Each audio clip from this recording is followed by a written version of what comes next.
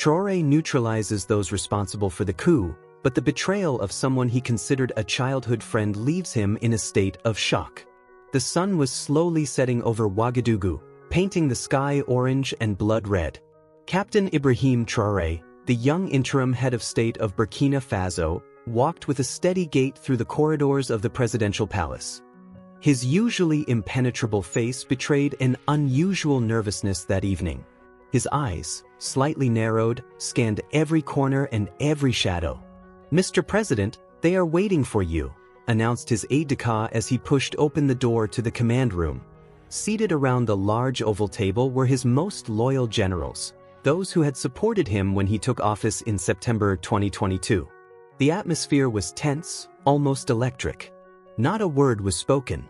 Traoré sat down at the end of the table, took a deep breath, and then declared in a firm tone, "Gentlemen, I have received some crucial information. We can no longer ignore it." He placed a thick red file in the center of the table. "A coup attempt is being planned against our administration." A murmur ran through the room. Colonel Kabor, in charge of military intelligence, slid several photos toward the center of the table. "These photos were taken 3 days ago, Mr. President. Confidential meetings, arms deliveries, encrypted communications. Some high-ranking officers are compromised." The room fell suddenly silent. Traoré examined the documents one by one. His features hardened as he recognized certain names. "I know several of these men," he whispered. "They are officers I promoted myself." He suddenly sat up straight and slammed his hand down on the table with authority. "We must act tonight. Set up a coordinated operation. I want these individuals arrested before daybreak." Then, scanning the room, he added in a grave voice, "And no unnecessary violence. The people of Burkina Faso demand justice, not revenge." Colonel Kabor nodded silently. "And what about the civilians involved?" he asked. "The same treatment," replied Traoré. "No one is above the law." The following hours were extremely intense. Military helicopters hovered discreetly over the capital while elite units took up positions around the targeted homes. At midnight sharp, the operation began simultaneously across the country. At first light, Traoré received the first reports. The operation was a resounding success. 23 officers and 11 civilians had been apprehended without a single shot being fired. Weapons caches were discovered, along with compromising documents. Shortly afterwards, the population, having been informed, spontaneously took to the streets of Ouagadougou. The news spread like wildfire. Shouts rang out, "Traoré, defender of the people. Captain Ibrahim, our guardian." That same evening, the president addressed the nation in a solemn speech. "People of Burkina Faso, we have foiled an attempt to destabilize our state. I assure you that all those responsible will be brought to justice. No traitor will be spared." At the end of his speech, Traoré returned to his office. Exhausted but relieved. Colonel Kabor was already waiting for him, holding a new report in his hand. "Mr. President, the main suspects have started talking. One of them said something strange." "What was it?" General Ibrahim said, "You still have no idea who is really pulling the strings." Then he refused to say anything else.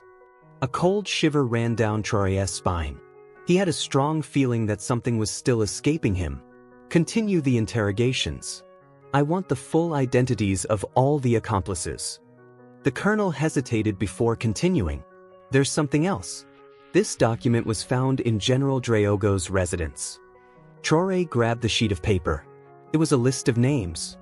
He scanned it quickly until his eyes froze. His face fell. The paper slipped from his hands and slowly slid to the floor. One name, circled in red, seemed to burn into his retina. Souleymane Kabor. His childhood friend. His brother. Ibrahim Traoré stared at the name as if hoping the letters would rearrange themselves, that another name would magically replace it. But no.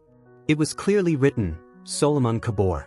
2 words that echoed in his head like a distant drum, bringing back a flood of childhood memories. "Mr. President, do you know this person?" dared the colonel to ask, disturbed by his superior's visible reaction. Traoré regained his composure, suppressing his emotion. Continue the interrogations, Colonel. I need to think. Once alone in his office, he approached the large window. The lights of Ouagadougou twinkled on the horizon. How could Soliman, his brother in arms, his lifelong companion, have been involved in this affair? Images of their youth came flooding back. Two boys running barefoot through the sandy streets of Bobo Dioulasso, laughing in the sun, kicking around an old, worn-out ball until nightfall. He could see Soliman, now bigger and stronger, standing up to a gang of thugs outside the school. He had stood in front of him, protective, and said, "No one will touch my brother." Years had passed, but their bonds seemed unbreakable. At 18, on a hill overlooking their hometown, they had made a blood pact. "One day, we will change this country," Ibrahim had said, his eyes full of ambition. "Together," replied Solon, shaking his hand, "for justice and for the people." Then fate separated them. Ibrahim joined the army. Soliman went to study abroad before returning to join the civil service. They saw each other less often, but their reunions were always sincere. After taking the helm of the country, Traoré naturally offered his friend a ministerial post. But Soliman declined. "I'm more useful in the field than in a ministerial office," he explained simply. Today, Traoré shook his head, torn between pain and doubt. Was it a mistake? A trap set to unsettle him? He picked up the phone. "I want Soliman Kabor," discreetly followed. "No arrests, no interrogations. Just information. And keep it confidential." The days that followed were difficult. While the people celebrated the dismantling of the plot, Traoré alone bore the weight of an unbearable suspicion. The reports piled up. Everything seemed normal with Soliman. He went to work at the Ministry of Development, visited his mother every Sunday, and played soccer with the neighborhood children. Then, one morning, an agent left a USB stick on his desk. "We intercepted this, Mr. President." The video showed Soliman discreetly entering a warehouse in the industrial zone 3 days before the operation against the conspirators. He emerged 2 hours later, looking worried and scanning the surroundings cautiously. "This building belongs to a front company linked to General Draogo," added the agent. Traoré's heart sank. The next day, an audio recording reached his office. Suleiman's voice could be heard, clear and calm. "The system is rotten from the inside. We must overthrow it from the inside out. The time is coming." Traoré listened to the audio several times, searching for a doubt, a subtlety, a misunderstanding. But each time he listened, the evidence grew stronger. "This file could be faked," he whispered, his eyes misty. He would never do that. But the evidence was mounting. Other confidential meetings. Other recordings. Suspicious movements of funds. Links established with individuals who had already been arrested. A week later, Traoré realized that he couldn't avoid a confrontation. He had to hear the truth from Soliman himself. Not as head of state, but as a friend. "Get an unmarked car ready," he ordered his aide-de-camp. "I'm leaving for Bobo Dioulasso alone tomorrow morning." The captain stared at him, stunned. "Sir, that goes against all security protocols. I'm not asking for your opinion. And I don't want anyone to know." The captain insisted timidly. "At least allow a team to follow you at a distance." Traoré sighed, then nodded. "Very well. But they are not to intervene unless I give the order." At dawn, an old Peugeot discreetly left the presidential palace. At the wheel, dressed in a simple boubou, Traoré drove toward his memories, and perhaps toward the deepest wound of his life. The road between Ouagadougou and Bobo Dioulasso slowly rolled by beneath the wheels of the vehicle. The dry savanna landscape stretched as far as the eye could see. Inside the car, Ibrahim Traoré remained silent. His thoughts were troubled, clouded by a storm of unanswered questions. The tranquil beauty of the golden expanses contrasted sharply with the turmoil in his heart. After nearly 5 hours, he reached the outskirts of Bobo Dioulasso. The country's second city had hardly changed. The same dusty streets, the same colorful markets, the same majestic mosque, its minaret proudly pointing toward the sky. Traoré bypassed the city center and took the back roads he knew by heart. Soon, he turned onto a dirt road leading to a small remote village about 10 kilometers away. It was in this hamlet that Suleiman's family had owned a house for generations. As teenagers, it had been their favorite refuge when they wanted to escape the hustle and bustle of the city. He parked the car in the shade of a 100-year-old baobab tree and looked around. There was no movement except for a few goats grazing lazily in the sparse grass. His security men, stationed at a safe distance, silently spread out around the area. Invisible but ready. The house hadn't changed. It was a modest mud building with a tin roof and a small shaded porch. Traoré approached slowly, his heart pounding. He knew Solomon was there. His agents had confirmed it. He paused in front of the closed door. Then he knocked 3 sharp knocks. There was no answer. He pushed the door, which opened without resistance. The interior, bathed in darkness, offered temporary refuge from the oppressive afternoon heat. It took a moment for his eyes to adjust to the darkness. In the center of the room, kneeling on a prayer mat, was Solomon. He was calmly finishing his salat, seemingly unaware of his visitor's presence. Traoré stood motionless, observing the man he had known all his life, searching his posture and attitude for any sign of deception or betrayal. When he had finished his prayer, Solomon rose slowly and turned toward him. Their eyes met. A deep silence fell. "I knew you would come," he said finally in a calm voice. "Sooner or later." Traoré remained frozen, scrutinizing his friend's features. They were the same as before and yet different. Something had hardened in his gaze. Something that memory alone could not soften. "Why?" he asked simply. His voice trembled slightly, but the weight of the question was immense. Solomon held his gaze without flinching. "Because you forgot us, Ibrahim. You forgot all of us." "I don't understand. Forgot how?" Solomon made a circular gesture, indicating the room around them. "Look at this village. Nothing has changed since we were children. No clean water, no reliable electricity, no hope. You've been in power for a year. What have you done for them?" Traoré took these words like blows. He replied, his throat tight. "I came to power in a country in ruins. Surrounded by armed groups, abandoned by its international allies." "Excuses," Solomon cut him off sharply. "You're no different from the others now. You live within the walls of a palace, cut off from the people." An icy silence enveloped them once again. "So that's why you allied yourself with traitors? Why you conspired with those who wanted to overthrow a legitimate government?" Traoré asked. Solomon looked away and approached the window. "I joined them because I thought you had abandoned what we stood for. Fairness. Justice. A country for everyone, not just for a privileged few in the capital." Traoré, visibly shaken, took a step forward. "You could have talked to me. Come to me. You were my brother. We went through everything together." Solomon turned to him, calm.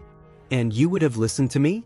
You would have received me, or you would have sent one of your officers like you did with the elders of our village when they asked for an audience." Traoré lowered his eyes. He had no answer to that. In the whirlwind of power, he had forgotten, delegated, neglected.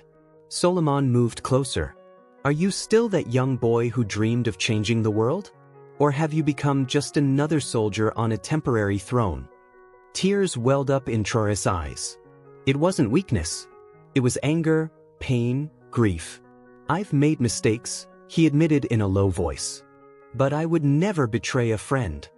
And yet, sometimes, telling the truth to a friend is already betraying them in their eyes," replied Solomon.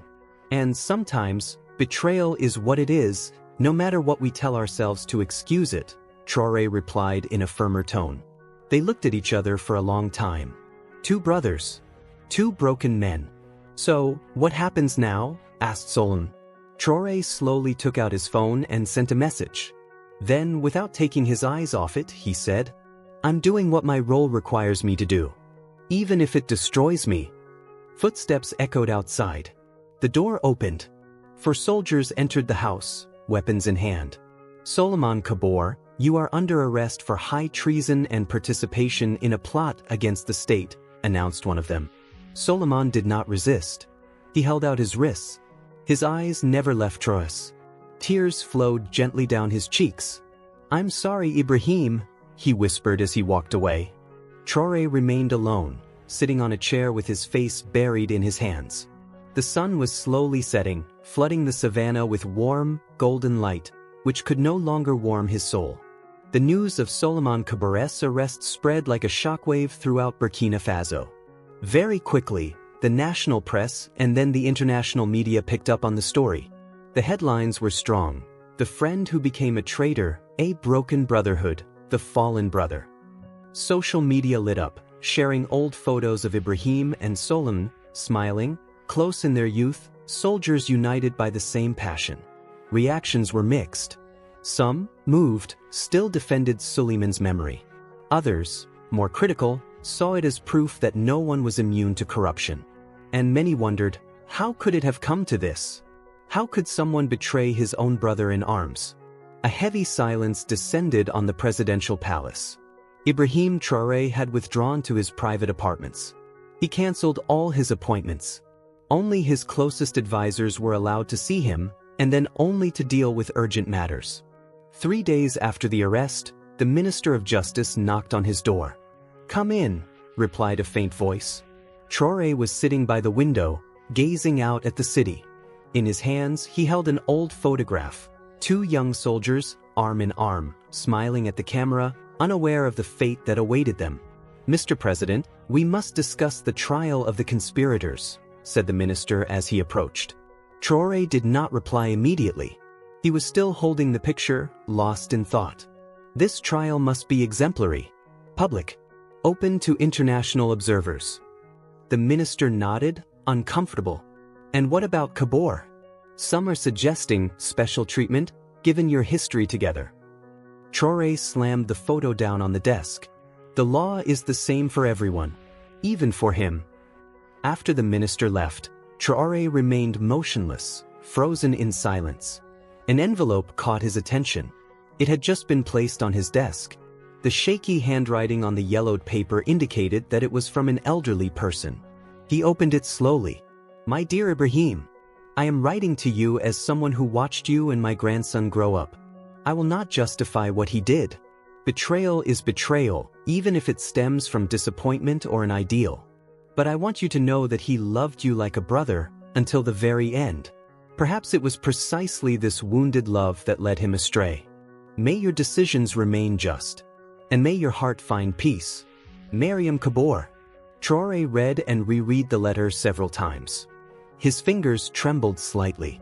He remembered Mamie Mariam perfectly, the generous woman who had offered them tea and told them legends of the Mossi people. She had always been there, a benevolent presence in their carefree youth. A light knock at the door brought him out of his thoughts. It was the Minister of Foreign Affairs. "Mr. President, the world's press is waiting for a statement. Your silence is fueling speculation." He hesitated, then added, "Some say this affair has broken you." Traoré smiled bitterly. "Broken? But changed, yes." The minister suggested an official statement, firm, to affirm his determination. But Traoré shook his head. "No. I will address the nation myself. Tonight." That evening, in a sober speech broadcast on national television, Ibrahim Traoré appeared before the people. "Citizens of Burkina Faso, I speak to you today not only as your president, but as a man who has just faced the most painful ordeal of his life, the betrayal of a brother." He paused for a moment. His features betrayed his genuine emotion. "All those responsible for this attempt will be brought to justice according to our laws. But my greatest pain does not come from the plot. It comes from the loss of a friend, a brother." Across the country, television viewers listened in silence. That evening, for the first time, they saw their head of state in a different light, human, vulnerable, but standing tall. "I promise you, I will never forget why I accepted this mission.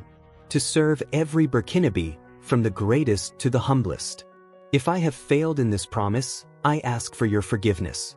And I will do better." The next day, Traoré took an unexpected measure.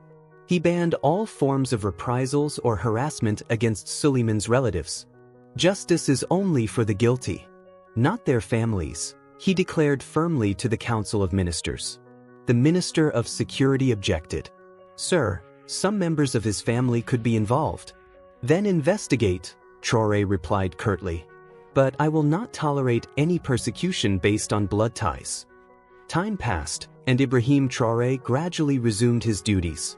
However, those who worked with him on a daily basis noticed a change in him. He had become more measured, more attentive, less prone to anger. The wound inflicted by this betrayal had left a mark. But it had not broken him. It had matured him. One evening, as he was working late in his office, his aide brought him the day's newspapers. "The opposition claims that you have lost your authority," he said, handing him a particularly scathing article. Traoré quickly scanned the text. Then he smiled sadly. "They confuse firmness with harshness," he said simply. "True strength is continuing to believe in others, even when they have hurt you." He stood up, walked over to the window, and looked out at the lights of the capital. He murmured, "The hardest thing, Captain, is not capturing an enemy. It's having to arrest someone you love, knowing that it's the only thing to do." 6 months after Suleiman's arrest, the trial of the coup leaders was underway. It was being closely followed by the Burkinabe people and the international community. True to his word, Traoré had ensured that justice was done in a transparent manner, without any interference from the authorities. On a cool January morning, Traoré discreetly left the presidential palace. He was dressed simply in canvas pants and a white shirt. No uniform. He was accompanied by only 2 bodyguards in an unmarked vehicle. Destination, Bobo Dioulasso. But this time, he was not there on an official visit. The convoy continued to a neighborhood on the outskirts of the city. There stood an old, forgotten building, the primary school he had once attended alongside Solon. The building was dilapidated. The walls were crumbling, the tin roof let in light in places, and moldy desks stood in the deserted classrooms. Traoré walked slowly down the hallways, running his fingertips along the walls. In a room at the back, he found what he was looking for, an inscription carved into the concrete of a pillar. IBT plus ESK equals brothers for life. It was their childhood promise. He stood motionless for a long time in front of those clumsy letters, carved at the age of 10. Then he turned around and gave instructions to his driver. A week later, a press conference was called at the school itself. In front of the assembled journalists, Traoré announced an ambitious new program. Brother of the Fatherland. This project aims to train young leaders from disadvantaged neighborhoods and the most isolated villages. We will identify talented individuals, train them, and enable them to return to help their communities. Because real change comes from those who know the realities on the ground. The program would be funded by reducing government spending and recovering assets confiscated from traffickers and corrupt officials. The old school would be renovated and become the first training center. Work began immediately. And Traoré didn't just watch from afar. He went to the site, talked to the workers, and listened to their suggestions. Through these moments, he rediscovered a part of himself. 3 months later, during the center's inauguration, as he was visiting the newly renovated rooms, a little girl approached him timidly. "Mr. President?" she dared to ask. He bent down to her height. "What's your name?" "Aisha, sir." "What do you want to ask me, Aisha?" She lowered her eyes and asked with disarming innocence. "Do you still believe in people after what your friend did to you?" There was silence. The adults held their breath. But Traoré, far from taking offense, smiled tenderly. He placed a hand on the girl's shoulder. "That's a very good question. And the answer is yes. It's precisely because I still believe in people that I'm still fighting. We must never let disappointment steal our hope." This response, captured on camera, quickly spread across the country. It revealed another side of the president, that of a man capable of transforming personal pain into collective strength. In the weeks that followed, the Frères de la Patrie program was expanded to several regions. Young people, trained and mentored, set up concrete projects to improve life in their communities. One day, Traoré received a letter from the central prison. He hesitated, then opened it. "Ibrahim, asterisk words cannot express how sorry I am. I thought I was doing the right thing. But now I understand that I confused silence with indifference. I interpreted your calmness as resignation. Too late, I understood what true loyalty means. You remained true to your principles, even when it broke your heart. Whatever my punishment, forgive me, my brother. Solomon. Traoré read the letter without reacting. He did not reply. But that night he slipped it into the inside lining of his jacket, close to his heart. Time passed. The trial ended. The verdicts were handed down. Justice was served without cruelty, but without excessive leniency.